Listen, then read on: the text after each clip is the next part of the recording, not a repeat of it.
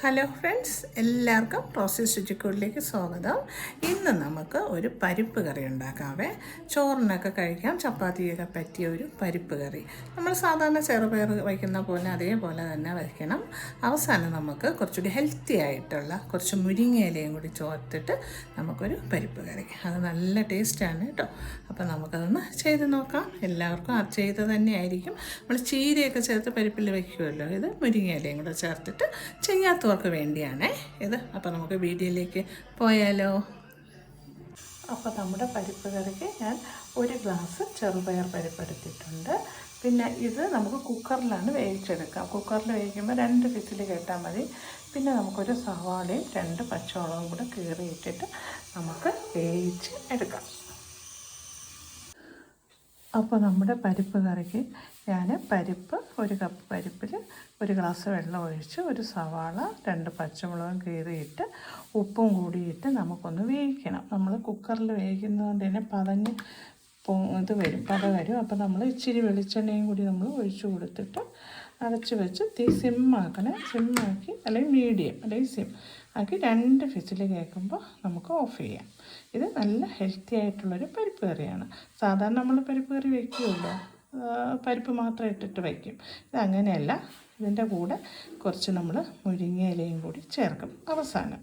അപ്പോൾ നമുക്കിത് വേവിച്ച് എടുക്കാം.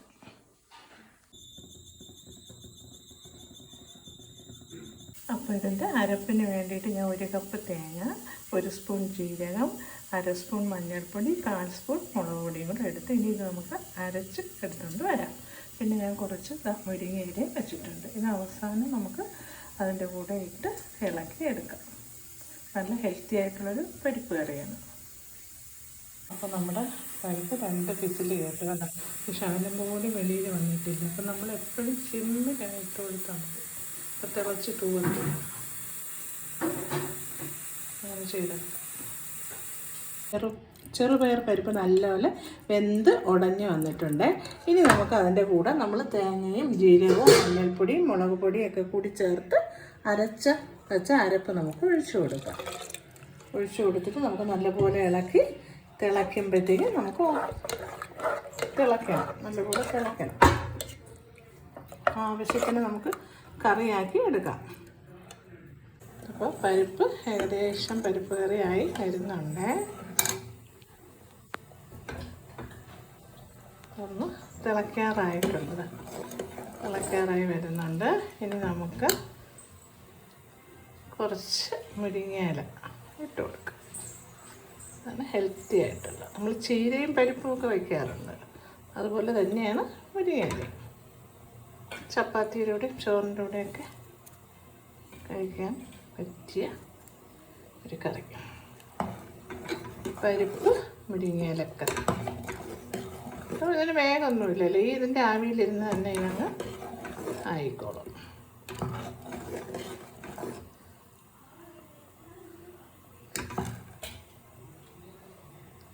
നല്ല സ്വാദിഷ്ടവും ഹെൽത്തി ആയിട്ടുള്ള മുരിങ്ങയിലയൊക്കെ നല്ല അറിയാമല്ലോ എല്ലാവർക്കും. നല്ല ഹെൽത്തി ആയിട്ടുള്ളതല്ലേ. മുരിങ്ങയില തോരനൊക്കെ നല്ല സൂപ്പറായിട്ട് നമുക്ക് വയ്ക്കാം. കുറച്ച് പച്ച വെളിച്ചെണ്ണയും കൂടി നമുക്ക് ഒഴിച്ചു കൊടുക്കാം. അപ്പം നമുക്ക് ഏകദേശം പരിപ്പ് കറിയുടെ റെഡിയായേ. നമുക്ക് കുറച്ച് വെളിച്ചെണ്ണയും കൂടെ ഒഴിച്ചു കൊടുക്കാം. ഇപ്പൊക്കെ കറക്റ്റായിട്ട് വന്നിട്ടുണ്ട്. പച്ച വെളിച്ചെണ്ണയാണ് പരിപ്പ് കറിക്ക് ഒഴിക്കേണ്ടത്. ഏകദേശം നമ്മുടെ പരിപ്പ് കറി റെഡിയായി. വളരെ എളുപ്പത്തിൽ ചെയ്യാം. നമ്മൾ കുക്കറിൽ വേവിക്കുമ്പോൾ പ്രത്യേകം ശ്രദ്ധിക്കണം. ആദ്യം ഒന്ന് ചൂടായി വന്ന് സിമ്മാക്കി കൊടുക്കണം. അപ്പോൾ തിളച്ച് തൂവില്ല. അല്ലെങ്കിൽ പിന്നെ കുക്കറിൽ പരിപ്പായതുകൊണ്ട് പെട്ടെന്ന് തിളച്ച് തൂവും. പിന്നെ 2 വിസിലിട്ട് ഓഫ് ചെയ്താൽ മതി. അപ്പോൾ നല്ല കൊഴുപ്പ് കിട്ടും. അതുകൊണ്ടാണ് ഞാൻ കുക്കറിൽ വെച്ചത്. അപ്പോൾ ഫ്രണ്ട്സ്, നമ്മുടെ സ്വാദിഷ്ടമായ പരിപ്പ് മുരിങ്ങയിലക്കറി ഇവിടെ റെഡി ആയിട്ടുണ്ട്. ഇത് ചപ്പാത്തിയുടെ ചോറിൻ്റെ കൂടെയൊക്കെ കഴിക്കാം. അപ്പോൾ എല്ലാവരും ഇതുപോലെ ചെയ്യാത്തവരുണ്ടെങ്കിൽ ചെയ്ത് നോക്കണേ. അപ്പോൾ അടുത്ത റെസിപ്പിയുമായി കാണുമ്പോഴേക്കും ടാറ്റാ.